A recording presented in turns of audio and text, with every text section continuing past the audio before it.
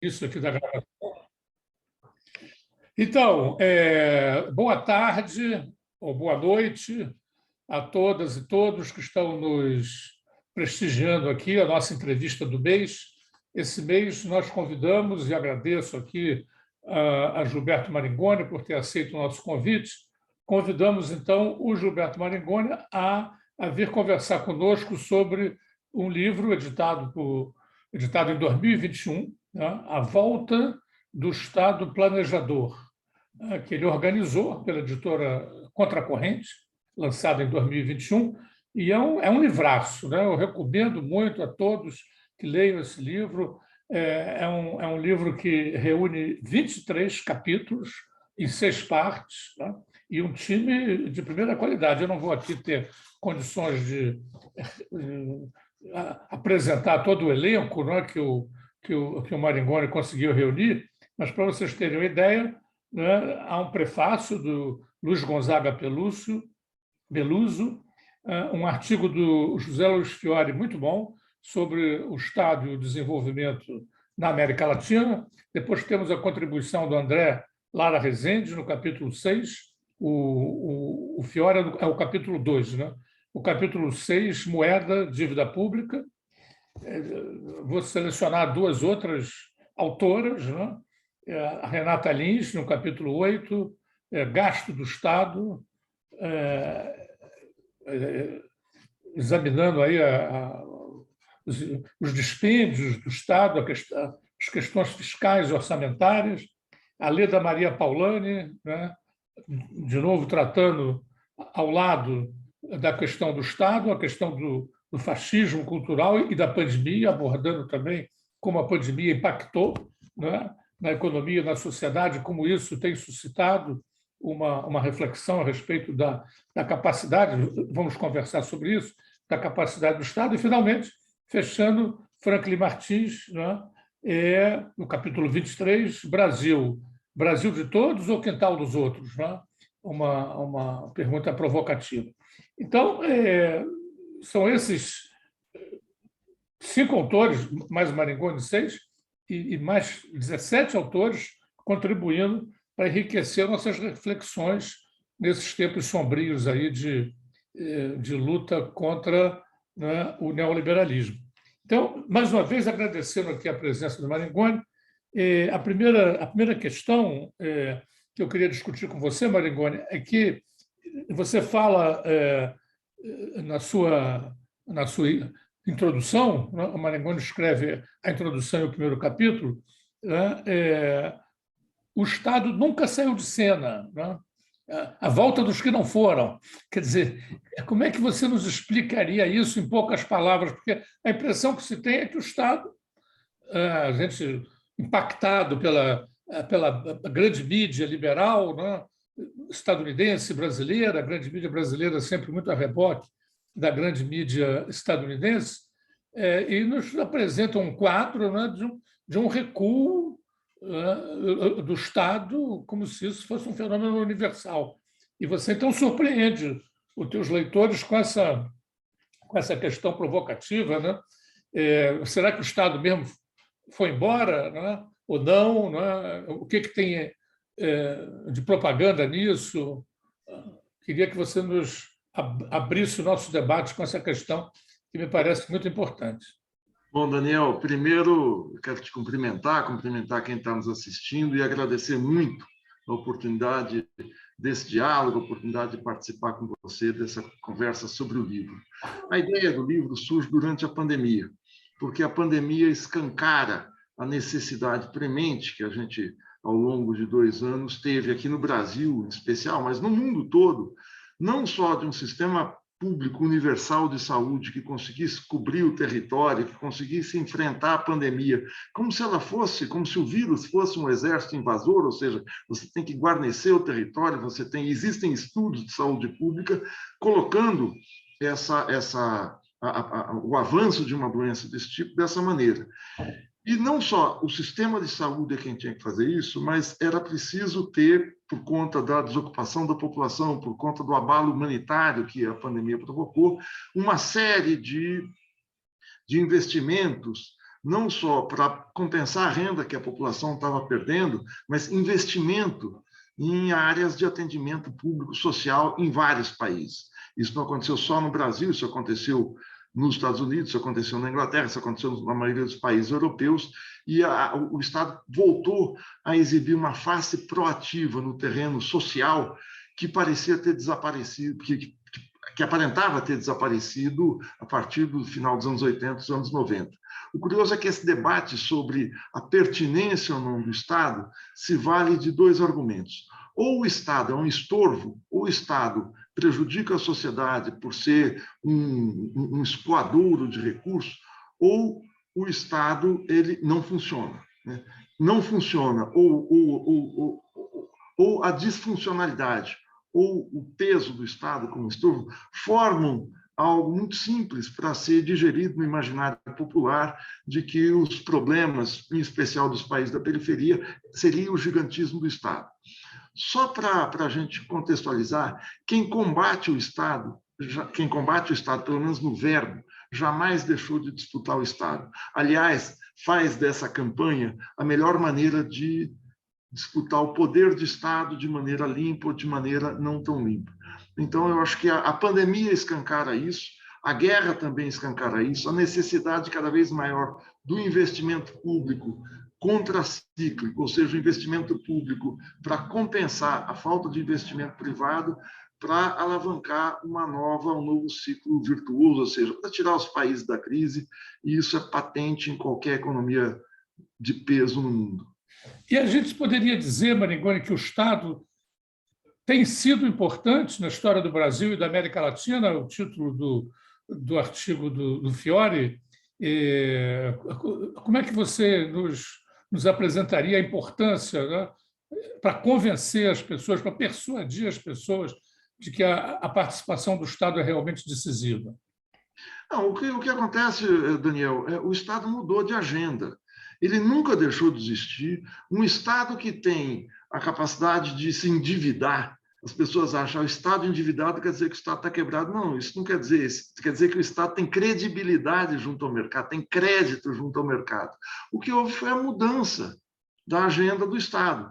Então, nos países em que conseguiram formar algum tipo de estado de bem-estar social, seja na Europa Ocidental, seja algum esboço de programas desse tipo, que foi o caso da Constituição Brasileira de 88, esses investimentos, não só na área social, não, são investimentos em infraestrutura, são investimentos para possibilitar o desenvolvimento da economia, são tidos como investimentos inúteis que podem ser feitos pela iniciativa privada.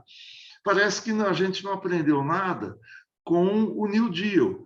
O New Deal foi justamente num período de profunda crise econômica nos Estados Unidos, de quebradeira geral das empresas, em que o único ente que tinha capacidade de arregimentar recursos, de alavancar investimentos e de fazer investimentos que tivessem um grande efeito multiplicador na sociedade, quer dizer, investimentos que você coloca $1 e esse dólar se multiplica embaixo por empregos, por investimentos, por aumento na agricultura, aumento na produção, saber onde esses investimentos que têm alto poder de multiplicação existem, isso é uma descoberta, mais do que uma invenção, acho que uma descoberta do New Deal, do Keynes, daquele período do entre-guerras.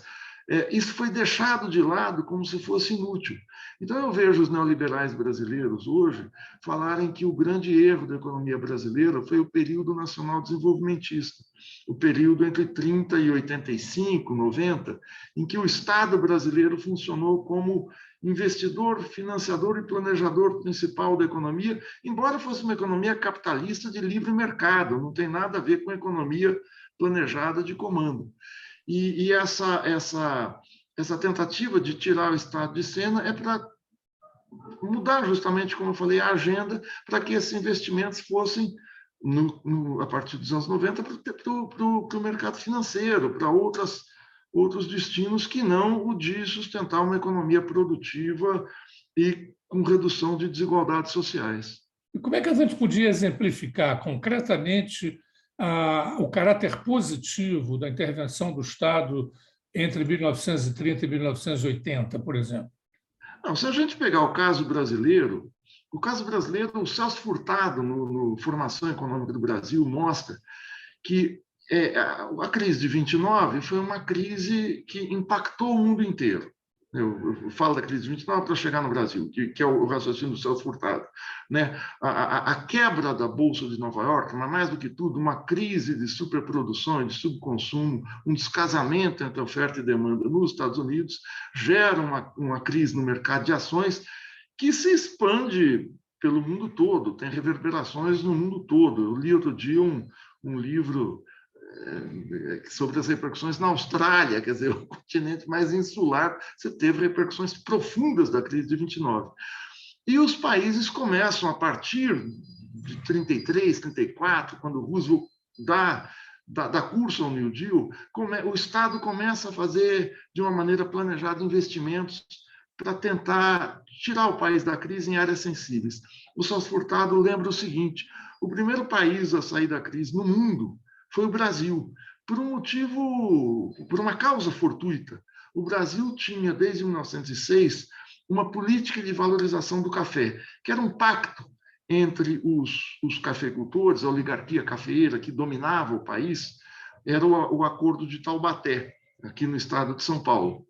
O Acordo de Taubaté fazia com que, em épocas de baixa do preço internacional do produto, o Estado entrasse comprando e formasse grandes estoques reguladores para manter o funcionamento da economia cafeeira. Pois aquilo que era conhecido como a socialização dos prejuízos e a privatização dos lucros se mostrou em 30 extremamente útil, porque, embora a queda do preço do principal produto de exportação brasileiro, que era o café, tivesse sido muito acentuada e a entrada do país na crise fosse imediata, o fato do Estado brasileiro ter começado a comprar o café para manter o preço fez com que a economia brasileira, em 3 anos, saísse da crise sem teoria alguma. E o Celso Furtado chama que isso é um keynesianismo antes de Keynes. E, a partir daí, o Estado, no Estado Novo, começa a investir em áreas em que a iniciativa privada não iria investir. Eletrificação do país, siderurgia, em estradas, meios de comunicação, em uma série de áreas em que a ditadura varguista investiu. Os detratores do Estado dizem muito o seguinte: bom, isso é possível numa ditadura, numa democracia não é. Os Estados Unidos são o maior exemplo de que a ditadura não é o ambiente ideal para o planejamento do Estado. O que tem que existir é um pacto de crescimento, de desenvolvimento, que faz com que a gente possa ver hoje, o Brasil não é o que seria. Hoje não, porque está em crise, mas o Brasil não teria uma indústria de petróleo, não chegou a ter uma indústria de petróleo, uma indústria de aviação, uma indústria siderúrgica de porte internacional e em várias outras áreas, se não fosse o pesado investimento estatal, quando os grupos privados nacionais eram muito pequenos, tinham pequena escala, e era preciso haver um parceiro nacional para o investimento externo, que foi justamente o Estado que formou esse tripé. O Estado, o investimento externo e a iniciativa privada brasileira. Não, nunca foi algo de uma economia estatizante, que é o medo que tem essa gente, que tem o mercado, a Faria Lima, mas uma economia planejada pelo Estado, num pacto social democrático, que é muito possível de ser feito, para que os investimentos sejam direcionados para áreas em que possibilitem o desenvolvimento, o crescimento do país. Na questão básica, por exemplo, que você tocou de leve, a questão da industrialização, o que a gente observa é que o país vive há muitos anos um processo de desindustrialização. Como é que isso se deu? Inclusive porque, em boa parte desse período, os governos estiveram na mão de partidos de centro-direita ou de esquerda moderada, né?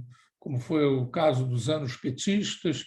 Como é que você explica que essa política de industrialização, de reforço da industrialização inaugurada lá na ditadura do Vargas, desenvolvida na gestão do Juscelino e depois também, a seu modo, ampliada durante a ditadura, instaurada em 64, Por que essa política industrializante deixou de nortear as prioridades do Estado? O que houve com esses nossos dirigentes? Né? Você quer ver? Eu vou pegar aqui um livro, falar nisso, eu vou chamar a atenção. Eu não mostrei a capa do livro. Há 10 anos, o Aloysio Teixeira, falecido Aloysio Teixeira, reitor da FRJ, a Denise Gentil e eu reeditamos um grande debate ocorrido no Brasil nos anos 40, em 44, 45, no interior do governo Vargas, que pegava justamente essa questão, esse nó. Quer dizer, a gênese desse debate da desindustrialização, dessa questão da desindustrialização hoje, está, de certa maneira, vislumbrada num debate dos anos 40.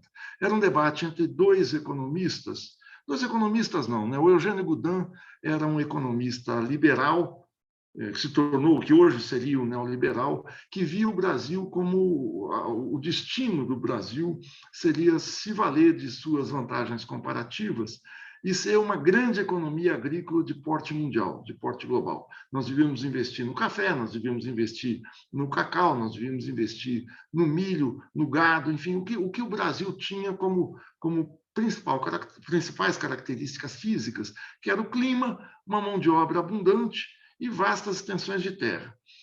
O industrial Roberto Simonsen dizia o contrário, dizia o seguinte: olha, nenhum país, e bebendo em fontes de autores clássicos, no Liszt, em autores que se contrapuseram ao liberalismo. Ele dizia: olha, nenhum país do mundo se torna uma potência agrícola e consegue se colocar, se ombrear aos principais países do mundo. O país precisa planejar o seu desenvolvimento, investir, e o Estado tem um papel fundamental para criar a indústria. A indústria gera melhores salários, tecnologia, melhores preços no mercado mundial, enfim, a indústria que possibilita o desenvolvimento. Se nós permanecermos numa economia agrícola, vamos ficar eternamente no atraso, eternamente caudatários dos países produtores de mercadorias sofisticadas industriais. Esse debate foi um debate, foi uma troca de documentos alentados no âmbito da Comissão de Planejamento do Ministério da Fazenda, do governo Vargas. E esse debate ilumina essa questão que você nos coloca, Daniel, porque a opção de uma potência agrícola sempre esteve colocada em contraposição a uma potência industrial. No entanto, é uma dicotomia que os Estados Unidos resolveram sendo as duas coisas, né? Eles são uma potência industrial, uma potência agrícola. O problema é que a economia brasileira, nos anos 80, como todos sabem, enfrentou a gravíssima crise do dólar, a crise da dívida externa, a crise em que, quando os juros americanos subiram no final dos anos 70, o Brasil, que tinha um forte endividamento com bancos americanos, com bancos japoneses, com bancos europeus, se viu subitamente sem condições de pagar o serviço da sua dívida. Mas não foi só o Brasil, foi toda a periferia do mundo, Argentina, Israel, Polônia, os países, até a Romênia, a Polônia, que eram países socialistas na época, sofreram esse problema. E a crise da dívida obrigou, pelos acordos feitos, pelo consenso de Washington, pelas exigências do FMI, que o Estado parasse de investir e destinasse o seu excedente, ou seja, aquele dinheiro que tinha, vamos dizer, o lucro geral da economia, para o pagamento do serviço da dívida. E o Brasil perde, e os países da periferia perdem o bonde da industrialização nessa época. Isso é agravado no plano real, com a valorização do câmbio. E aí eu tentando resumir aqui para a gente não fazer um diálogo muito comprido, né? Mas a valorização da moeda nacional impactou fortemente, porque os produtos industriais feitos no Brasil passaram, com a valorização do câmbio, a serem cotados em dólar, a terem uma variação semelhante ao dólar no mercado internacional, encarecendo os nossos produtos em relação ao de outros países industrializados.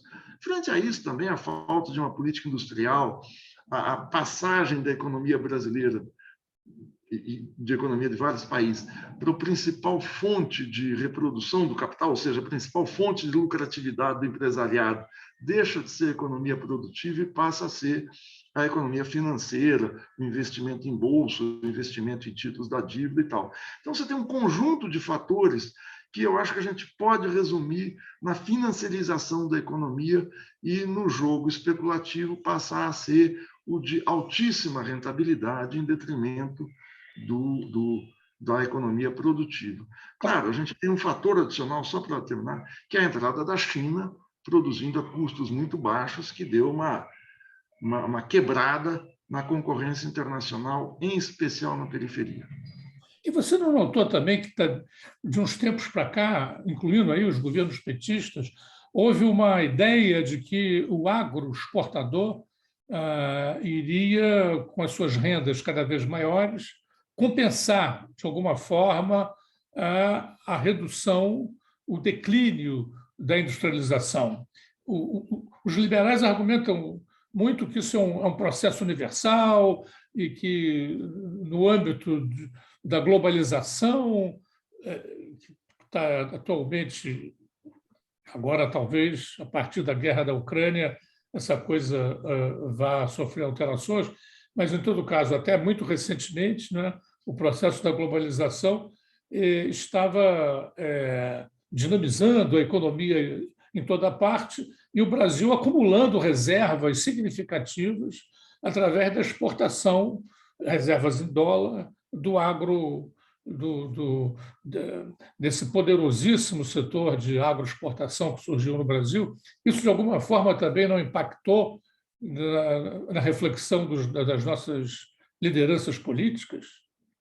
Olha, com certeza, a partir de 94, com a entrada do Plano Real, o Plano Real foi uma medida que acaba com a hiperinflação no Brasil. Então, ele tem esse aspecto positivo. Agora, não é que ele tem um outro lado. Ele, para fazer isso, ele tem que valorizar a moeda nacional e, valorizando a moeda nacional, o setor que se mostrou competitivo, porque tem uma produtividade brutal, altíssima, altamente mecanizado, é a agricultura de exportação.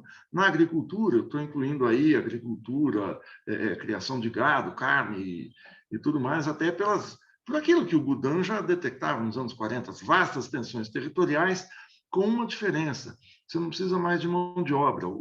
A agricultura extensiva não pede mais o trabalho humano, né? Você tem colhedeiras, você faz todo o sistema de fertilização do solo com aviões e tal. Então, uma indústria, porque ela é uma indústria também, a indústria agrícola, mas de baixíssimo grau de empregabilidade e que subordina o país aos países de tecnologia avançada. Né? É um exemplo só, um parênteses, nós somos hoje dependentes de fertilizantes russos. Muito da mudança da política externa do Bolsonaro, de não se afastar da Rússia, tem a ver com pressão do agronegócio para manter a entrada de fertilizantes aqui. Mas os governos petistas se caracterizaram por isso.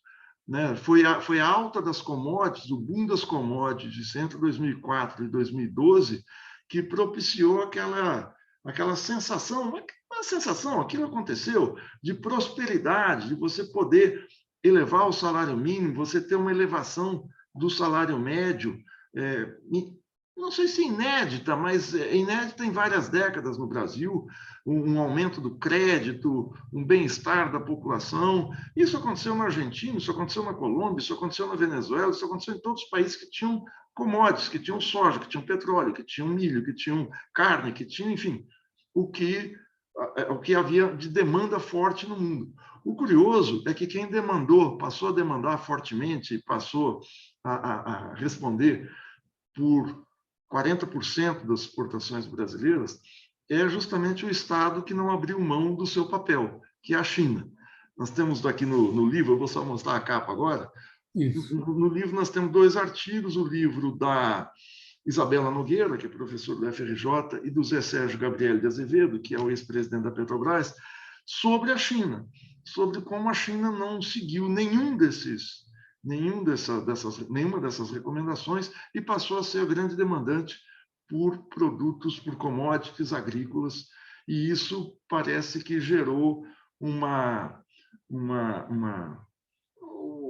Brasil, os governantes brasileiros se amoldaram a essa situação, vamos dizer assim, e acharam bom que o crescimento das commodities estava bom. Aquilo demonstrou ser uma bolha, né? Em 2013, houve uma queda forte do preço internacional das commodities e os países do continente, não só do continente, né? A Rússia entrou em recessão, o preço do petróleo caiu muito naquela época, o preço do petróleo chegou a $26 o barril. Isso é incrível quando a gente está hoje com o preço do petróleo acima de 100, batendo uma média aí de 105 a 110. Então, é o perigo de você ficar dependente de preços em que você não controla, que o demandante é o demandante externo. E o que tem acontecido nos últimos anos, a tragédia da economia brasileira, é o encolhimento do mercado interno. Os anos petistas possibilitaram um alargamento grande, mas muito grande mesmo, do mercado interno, que sustentou o que multiplicou essa entrada, esse ciclo das commodities. O encolhimento do mercado interno é uma tragédia, não só pela tragédia humanitária, da fome que a gente vê aí, mas uma tragédia para o desenvolvimento, fechamento de fábricas, fechamento de comércio, de pequenos, médios estabelecimentos. É uma coisa que só vai ser revertida com o auxílio, não com a direção do Estado. Agora, para incentivar o nosso setor industrial a se dinamizar novamente, você precisa de uma classe de empresários. Enfim, por mais que o Estado, através de suas empresas, assuma diretamente protagonista, também é preciso basear isso numa classe empresarial nativa. Os nossos empresários ou ex-empresários industriais não estão mais interessados na especulação financeira ou em aportar recursos ao agro, que tem uma rentabilidade muito grande, do que retomar, não é, atividades industriais cujos riscos seriam muito maiores em termos de alcançar uma rentabilidade mínima? Olha, Daniel, o Beluso tem falado que o Brasil não tem mais burguesia, o Brasil tem ricos. E cada vez isso se mostra mais, essa frase se confirma, né? Os grandes industriais não, os grandes empresários brasileiros hoje são todos do setor de serviço. A Luísa Trajano, da Magazine Luiza, é o velho da Havan, o Luciano Hang, das lojas da Havan. Enfim, é gente de um setor não produtivo. O setor produtivo está muito concentrado realmente na agricultura. E se a gente pega o gráfico, e é um gráfico que a gente acha facilmente aí na internet, da participação da indústria de transformação no PIB, ou seja, a indústria não é a indústria agrícola, a indústria mais tecnologicamente avançada, ela chegou a um pico. Esse índice começou a ser ferido em 1947. Em 1947, a indústria respondia por 12% de participação no PIB. No meio dos anos 80, a gente chegou a 35%. Hoje nós estamos ao redor de 10%, nós estamos abaixo de 47%, abaixo do pós-guerra, abaixo de quando o Brasil era uma grande fazenda. Eu me lembro a minha avó, nos anos 60, falando da infância, da juventude dela, no começo do século XX, dizia o seguinte: vocês não sabem o que era o Brasil. O Brasil não produzia nada. A agulha que eu costurava era alemã, a faca era alemã, a manteiga era francesa, não sei o que era americana, a bomba d'água para puxar a água era americana, tal, não produzia nada. Hoje eu vou no supermercado, a manteiga é francesa, as facas são alemãs, não sei, chinesas, tal, ou grande parte é chinês, porque a gente voltou ao que era um século atrás. Agora, eu não acho que isso seja preguiça da burguesia. Isso é o seguinte: o sujeito vai para onde a rentabilidade do capital dele está maior. Eu conheço empresários de médio e de grande porte que transferiram quase toda a sua planta produtiva para a China. Eu sou do interior do estado, na minha cidade tinha um grande produtor de bolsas de couro, de cinto, de tudo que se faz com couro, menos sapato. Bom, começou a ficar caro. Com o real ele não conseguia mais, ele exportava para todo o Mercosul. Ficou caríssimo. Ele transferiu a produção para a China. Como é que se faz isso? Muito fácil. Ele pega o design dos produtos, da bolsa, do cinto, enfim, do artefato que ele produz, aluga durante determinado tempo um galpão já com trabalhadores, uma empresa de fabricação de artefatos de couro na China, com o design dele, a marca dele, e isso aí, exportado para o Brasil, a um custo muito menor da produção dele. Eu me lembro quando eu conheci Cusco, fui ao Peru há uns 10 anos atrás, eu comprei aqueles gorros típicos de malha de lhama. Na hora que eu chego em casa, eu vou ver Made in China. E aquilo é típico do camponês peruano de lá. Então, não é só no Brasil. E isso, agora, como é que essa burguesia volta a produzir? Por si não vai voltar. O Getúlio teve a sabedoria de criar de cima para baixo uma burguesia. Ele pega os fazendeiros de café, que ele estava subsidiando, que o Estado estava subsidiando, e passa a subsidiar com mais vigor a compra de artefatos industriais para que eles instalassem fábricas aqui em São Paulo. Então, os bairros aqui da antiga periferia de São Paulo, o Ipiranga, a Moca, o Belenzinho, o Bom Retiro, passaram a ser dotados de empresas de papel, papelão, de vidro, metalúrgicas, tecelagens, subsidiadas pelo Estado. A burguesia foi criada de cima para baixo. Eu acho que a grande genialidade, eu acho que o grande gênio da esquerda na segunda metade do século XX não foi Fidel Castro, não foi esses ícones Che Guevara, foi o Deng Xiaoping. Porque o Deng Xiaoping, na China, resolve absorver determinadas características, percebendo o dinamismo da economia capitalista, e é criada de cima para baixo uma burguesia industrial na China. E isso é que dá dinamismo e competitividade à indústria chinesa. Você que é um grande especialista no período soviético, né, você tem uma revolução perdida, aquele livro que, aliás, eu fiz a capa quando trabalhava como artista gráfico, mas você conhece isso, você sabe os problemas de uma economia estatal ineficiente. A China resolveu esse problema criando uma burguesia. Eu não sei se é o caso de se criar uma burguesia, não tem essa forma. O Brasil, aquilo lá é uma economia de comando, aquilo ali, você não tem a democracia funcionando como no Ocidente, mas você tem eficiência econômica do Estado e economia empresarial. E é uma economia do Estado competitiva entre si, o que alavanca a produtividade, se traduz em inovações, na necessidade de inovações para você disputar o mercado, tanto interno agora, né, na China, nos últimos 15 anos, quanto externo. Você acha, então, que caberia a um governo, eventualmente, um retorno do Lula, provável, pelo qual a gente vai lutar, evidentemente, estaria ao seu alcance empreender esse revertério, né? Você estava falando aqui das carências elementares, né? Agora, na pandemia, se sentiu muito isso. O Brasil não tinha máscara, não tinha como produzir máscara para que a população prevenisse a disseminação do vírus. O Brasil não tinha vacina, não é? Tem uma infraestrutura, o Butantan, a Fiocruz, o sistema universitário público brasileiro, devidamente incentivado e protegido, poderia ter gerado em tempo recorde. Cuba fez a sua vacina, um país de 11 milhões de habitantes, né? O Brasil, um país de 200 milhões de habitantes, e com o sistema universitário que tem, não podia, então, estar em condições. Então, o que a gente vê, como você está mostrando aí, é uma subestimação continuada durante muitos anos.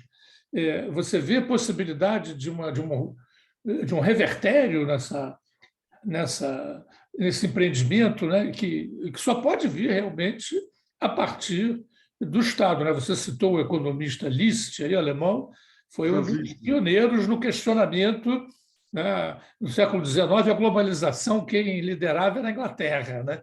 Queria exportar todos os seus produtos industrializados e os outros se dedicarem a criar gado e a produzir produtos agrícolas. E ele defendia, vamos proteger o nosso mercado, né?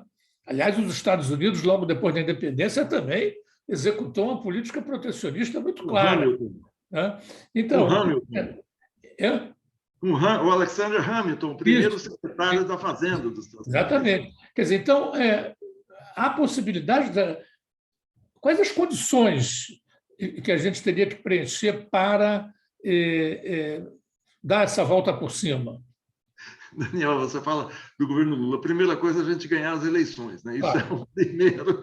Eu acho que um possível governo Lula vai ter muita dificuldade, porque a tarefa principal é desmontar as armadilhas, as ciladas e desmontar essa tendência fascistizante na sociedade brasileira. Eu não sei se vai ser um governo que vai ter condições de fazer isso. Agora, eu achei muito interessante o discurso do presidente Lula no lançamento da sua candidatura, no dia 7, aqui em São Paulo, em que ele cita a palavra soberania. É um discurso de meia hora, um pouco mais, um discurso lido. Eu tive lá, é um discurso chato de ser ouvido, porque o Lula, a graça do Lula é quando são os improvisos, é a piada de momento que ele faz, ele captar alguma coisa no ar, ele é magistral nisso, acho que não conheço um orador melhor do que ele nesse aspecto. Mas foi um discurso lido, então para quem estava lá parecia muito chato. Eu fui ler depois, o discurso é primoroso, porque é um discurso centrado, tem dois pilares principais. O primeiro, evidentemente, é a democracia, e o segundo, a soberania. São citados, eu tive a pachorra de contar, 48 vezes a palavra soberania. Soberania não é algo só atinente às relações internacionais, mas a capacidade que o Estado tem de ser soberano sobre o seu mercado interno, ser soberano sobre os seus investimentos, ser soberano sobre as suas políticas sociais e tal. E lá ele critica acidamente a privatização da Petrobras, o que está ocorrendo no Brasil, a privatização das empresas, exalta a questão da ciência e tal, mas eu não sei se ele terá tempo de fazer isso num mandato que tem tantas tarefas democráticas e difíceis a serem cumpridas, relação com os militares, relação com as milícias, com as polícias, enfim. Mas eu acho que só um governo, só a partir do Estado, a gente consegue virar. Porque, senão, não é que a gente vai perder a corrida, a gente se inviabiliza como Estado-nação. Aquilo que foi feito nos anos 30 no Brasil, a partir dos anos 30, de um forte investimento estatal, uma forte indução a partir de cima, e que deve ser feito por vias democráticas, isso precisa ser claro, é a única saída. Não existe mais condições de achar que a Faria Lima vai alavancar qualquer coisa. Aliás, o clássico, o livro assim, quase que... o Milor falava que ninguém pode ter livro de cabeceira, porque um livro é muito, muito duro para você dormir, né? Mas um dos livros de cabeceira meu, talvez seja seu também, é A Grande Transformação do Carlo Polanyi, que não era um comunista, mas era alguém de esquerda, tal, e ele dizia o seguinte, que a ideia de que é possível organizar a sociedade a partir do mercado é uma arrematada utopia. Curioso é que a gente usa utopia para falar de uma sociedade de iguais, socialista, tal. O Polanyi usa o contrário. A sociedade do mercado é uma utopia, ela quebra, ela cria dramas, tensões, enfrentamentos brutais na humanidade. Ele fala isso é o caminho do perecimento do próprio homem, do homem pensando como humanidade. Essa dramaticidade a gente está vendo no Brasil hoje, né? Nós estamos tendo uma situação de todos contra todos, dessa situação sem leme, sem direção e tal. Mas não é uma questão moral, é uma questão de uma opção política. A gente fala aqui do Friedrich List falava disso em 1823, quer dizer, a necessidade do Estado proteger a sua indústria infante. Ele usava, eu não sei, eu não li no original, mas imagino que a palavra deve ser a mesma, mas a indústria ela precisa crescer como um ser humano para andar sozinha. E a indústria infante precisa de investimento. Esse é o papel que o Estado pode ter, mas eu sempre friso, porque o combate que se faz é o seguinte, você quer o Estado porque você quer o Estado autoritário. Não, ao contrário. Essa eficiência a gente só vai ganhar com um Estado profundamente democrático. A economia neoliberal, a economia da liberalidade nos negócios, ela foi implantada no Chile de Pinochet. Então, o neoliberalismo é produto de uma ditadura brutal e assassina. E o planejamento estatal deve ser fruto da democracia, como foi nos Estados Unidos nos anos 30, e como foi no governo Juscelino, como foi em vários episódios no mundo que a gente pode enumerar aqui. Você acha que esse revertério o Brasil sozinho pode empreender ou é necessário também reativar as alianças aqui no Extra-América? Não, eu acho fundamental, né? Eu acho que o Brasil tem 40% do PIB da América Latina, seguido pelo México, tem um pouco menos, mas o Brasil, o México e lá atrás um pouco a Argentina, o Brasil tem 70% do PIB da América do Sul, mas isso não quer dizer que o Brasil vai conseguir fazer as coisas sozinho.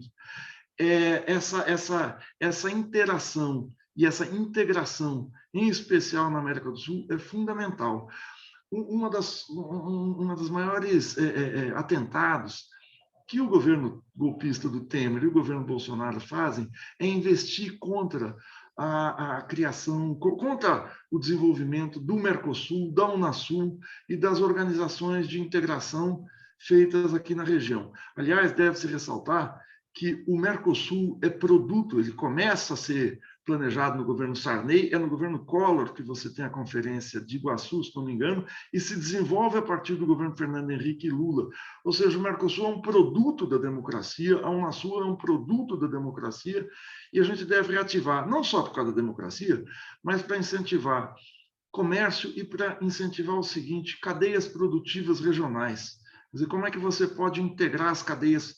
Nós não somos um continente integrado produtivamente, e isso só pode ser feito via Estado. A ideia que o presidente Chávez na Venezuela tinha era que a integração só podia ser feita pelas empresas de energia, porque elas eram, na maior parte, as mais importantes, a brasileira e a Petrobras e a PDVSA eram estatais. O projeto Chaves era megalomaníaco, tanto que acabou não dando certo. A Venezuela quebrou a refinaria de Abreu e Lima, que é uma refinaria importante, ficou sem um aporte venezuelano. Mas a gente deve tentar recolocar a integração regional, a integração das cadeias produtivas, para não falar da integração política, social, sindical, empresarial e tal. E o que é que você pensa nesse contexto do BRICS? Surgiu aí como uma sigla que, em princípio, queria apenas indicar um conglomerado de estados, evoluiu, em certo momento pareceu que ia amadurecer uma perspectiva de uma aliança mais concreta. Atualmente, nesse quadro que nós temos aí, pouco se fala nele, reúne países muito diferentes, né, em suas dinâmicas. Você acredita também que o acionamento ou o reacionamento do BRICS poderia nos ter melhores condições? Porque, veja bem, o setor agro é umbilicalmente ligado à China, né? A China tem interesse em que a gente continue investindo no agro, né? E uma reversão de prioridades não poderia afetar isso? Enfim, queria que você dissesse alguma coisa sobre o BRICS, né? É uma utopia inviável? É alguma coisa que pode nos orientar nesse processo de redefinição? Olha, o BRICS era, na periferia, acho que o primeiro bloco, era um bloco econômico, mas um bloco político não regional, né? Você tem nos países ricos, você tem blocos não regionais, a OTAN é um bloco não regional, né? Ele é um bloco, está dos dois lados do Atlântico, mas o BRICS era um bloco geograficamente sem um centro. Claro, embora a economia chinesa fosse a maior. O BRICS surge de um trocadilho feito por aquele economista americano, John Bolton, eu não me lembro agora o nome dele, se é esse mesmo, mas era de criar um trocadilho com tijolo nos Estados Unidos, com uma coisa forte, economias, eram 5 economias que depois foram incorporadas pela África do Sul, Brasil, Rússia, Índia, China e África do Sul, 5. Economias muito díspares. O PIB chinês, só para a gente ficar numa escala quantitativa, que é muito insuficiente, o PIB chinês é quase 6 vezes maior que o PIB brasileiro e o PIB da Rússia. A Índia tem uma economia com uma presença do Estado muito forte também. A economia da África do Sul é menor que a brasileira, bem menor. Então, são países diferentes com direcionamentos produtivos também distintos. E ele passou a funcionar depois da crise de 2008, muito impulsionado pelo dinamismo chinês, né? O comércio passou a ser o grande fator de integração dos BRICS.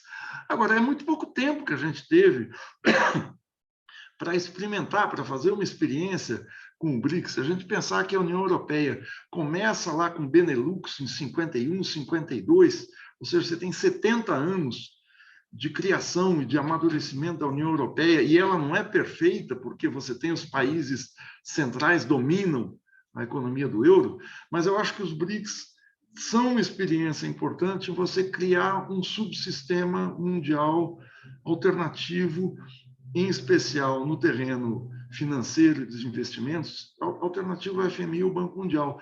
Não que ele fosse... Alternativo não é a palavra, mas é um diferente, porque ele não está concorrendo com a economia capitalista global. Mas o fato do BRICS ter criado um banco, o Banco dos BRICS, que funciona como um emprestador de última instância, o banco de investimentos, Lá em Xangai, né? Em Xangai. O Paulo Nogueira Batista foi diretor. O banco de investimento funcionar como um emprestador aliás, digo, um investidor, era algo que estava embrionário, mas começando a se fortalecer. O BRICS continua existindo, ele não deixa de existir. O BRICS não tem uma ata fundadora, ele não tem um estatuto, isso é uma coisa muito curiosa. O banco tem um estatuto, mas o BRICS como instância não é como o Mercosul, não existe um protocolo maior com direitos e deveres, com tarefas de cada país, enfim, com o que cada país, como cada país deve se integrar. Eu acho que é uma experiência inicial e a gente não deve abortar experiências iniciais quando elas não mostraram ainda todo o seu potencial. A quebra da economia brasileira, a quebra de 2008 atingiu a Rússia e o Brasil e a África do Sul fortemente, né? Então, a gente não pode dizer que deve ser eliminado. O governo Bolsonaro, com aquela diplomacia totalmente alucinada do Ernesto Araújo no começo de governo, e a equipe fazendária, a equipe do Paulo Guedes, deixaram de lado o BRICS sem que o Brasil se retirasse dele, mas claramente houve um esvaziamento. O Brasil participava protocolarmente, assim como o Brasil está... Eu ia falar que está protocolarmente no Mercosul, não, o Brasil está sabotando o Mercosul. Está abrindo mão da TLP, TLP não, da TEC, da tarifa externa comum, que é uma tarifa aduaneira menor entre os países do bloco e maior para os países fora do bloco. Mas eu acho que o BRICS é uma experiência que deve ser continuada, né? Acho que ela não mostrou o seu vigor, toda a sua... Pode criar, no limite, redes alternativas ou autônomas, né? Autônomas que não sejam alternativas no sentido de oferecer um quadro antagônico ao processo da globalização dominado pela grande finança internacional, mas pode criar zonas autônomas, como a que foi criada, por exemplo, entre o Brasil e a Alemanha nos anos 30, né, em que o Brasil comerciava com a Alemanha, troca de produtos, né, e sem que fosse necessário a um e a outro país recorrer ao dólar ou à libra, que na época era moeda de franquia internacional. Mas, Marico, eu queria, antes de terminar, nós já estamos nos aproximando do final da nossa entrevista, queria te colocar essa questão da Petrobras, que provoca muito espanto, né, na sociedade brasileira. A Petrobras foi uma espécie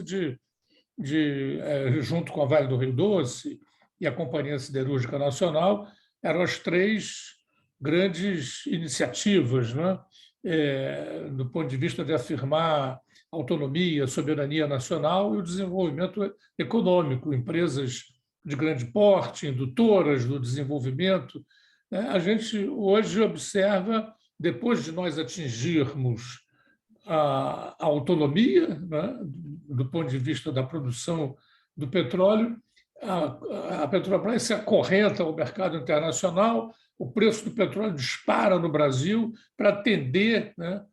A Petrobras registra lucros fabulosos e os brasileiros pagando o preço de uma gasolina estratosférico, e a Petrobras distribuindo ao mesmo tempo dividendos, né, registrando lucros absolutamente fabulosos. Isso aí isso aí as pessoas não entendem, né? Como é que você conseguiria? E as forças que sustentavam a Petrobras, esse é um segundo aspecto que eu queria, se você pudesse abordar, né? Eram consideráveis, entre as quais se destacavam os militares. Os militares parecem, hoje em dia, estão lavando as mãos, estarão mesmo, né? Então, podia nos explicar isso para a gente fechar a nossa entrevista? Isso aqui dá mais uma hora de conversa, mas vamos lá. Eu acho só que, só pegar pelos militares, porque eu não vou entrar na questão dos militares, mas alguém já falou que os militares do governo Bolsonaro, os militares depois da limpa, das cassações, prisões e assassinatos que aconteceram depois de 64, são acho que 6, 8 mil militares cassados, foi a categoria mais afetada pelo golpe de 64, o que sobrou foram os porões.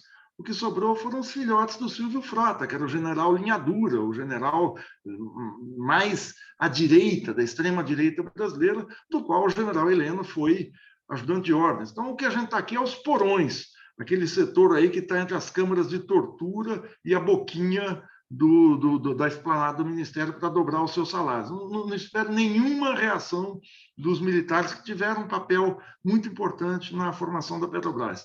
Agora, o desmonte da Petrobras vem do governo Fernando Henrique e da quebra do monopólio estatal do petróleo, que não se entende um país da periferia não proteger as suas reservas, não proteger a sua indústria petroleira e não proteger a sua indústria petroleira, quando eu falo isso, o seu refino, né? A Petrobras está se transformando com a venda das redes de postos BR, com a venda dos gasodutos e com o início da venda das refinarias, uma extratora de óleo cru, que não é essa a missão da Petrobras. Ela vai virar o que a Vale do Rio Doce virou, uma cavadora de buraco. Era uma empresa que tinha 30 subempresas em áreas tecnologicamente muito avançadas, como química fina, plásticos especiais e tal. Ela não era uma mineradora, ela virou uma mineradora. Aliás, essa semana o BNDES zerou a sua participação na Vale do Rio Doce, o que é uma tragédia.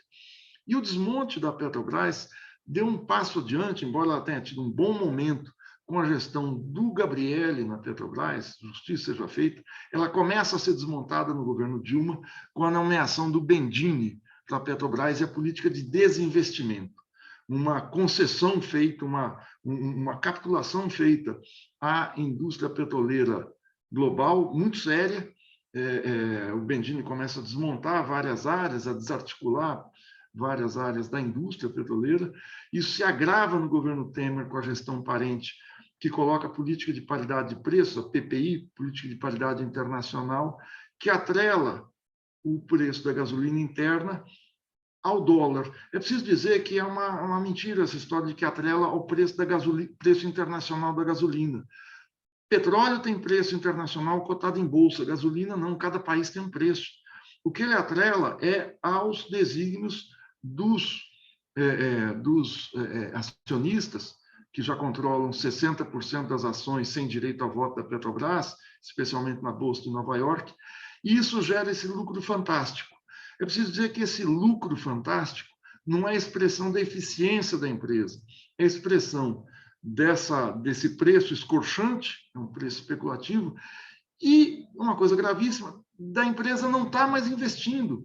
Então, uma parte do lucro da Petrobras, expressivo, que sempre foi usado em investimento em ciência, tecnologia, prospecção, refino, capacitação tecnológica, modernização da empresa, está sendo drenado como se fosse dinheiro de cassino. Então, esse é um caminho para a quebra da empresa e, oxalá, eu gosto dessa palavra, oxalá seja revertido no governo Lula. Eu quero finalizar, Daniel, só dizendo o seguinte, lendo a Economist, lendo a Foreign Affairs, lendo Blanco Manukovic e outros especialistas em relações internacionais, tudo indica que está havendo uma certa reautarquização das economias nacionais, ou seja, um passo atrás na globalização em alguns países, e isso está sendo potencializado pela guerra, pelas sanções impostas à Rússia, pelo confisco das reservas russas pelos bancos americanos e europeus. E essa tendência a uma volta a uma economia nacional desenvolvimentista está no horizonte. Não estou dizendo que ela está acontecendo, ela está no horizonte, porque os exemplos das economias, a Índia e a China especialmente, que estão sobrevivendo bem a essa crise, está justamente em economias autárquicas. Eu não sei se isso, nessa quadra do século XXI, talvez essa... Há maneiras, dizer economias autárquicas, no geral, não quer dizer muita coisa, precisa ver como vai fazer isso. Mas que proteger mercado interno, proteger empresas...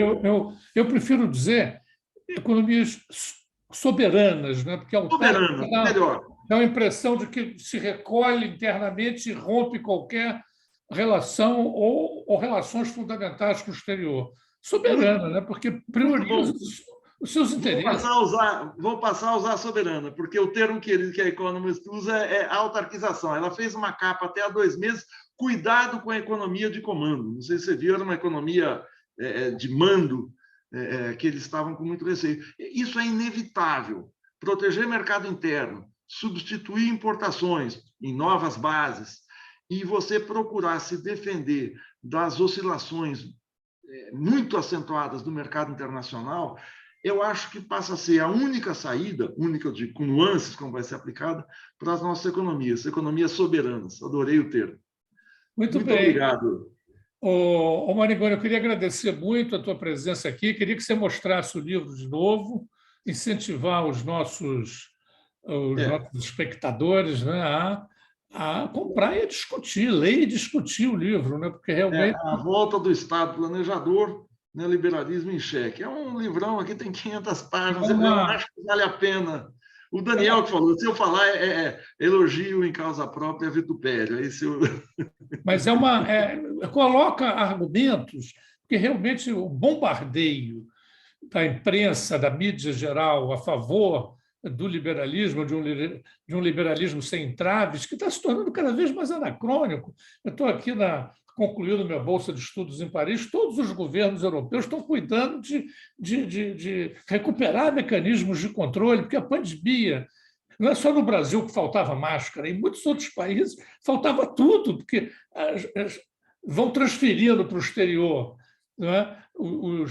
Indústrias, às vezes, estratégicas, e quando vem a crise, agora você tem a pandemia combinada com a guerra, eu acho que isso vai trazer um movimento, já estava em curso, né, de recuperação, né, dessa perspectiva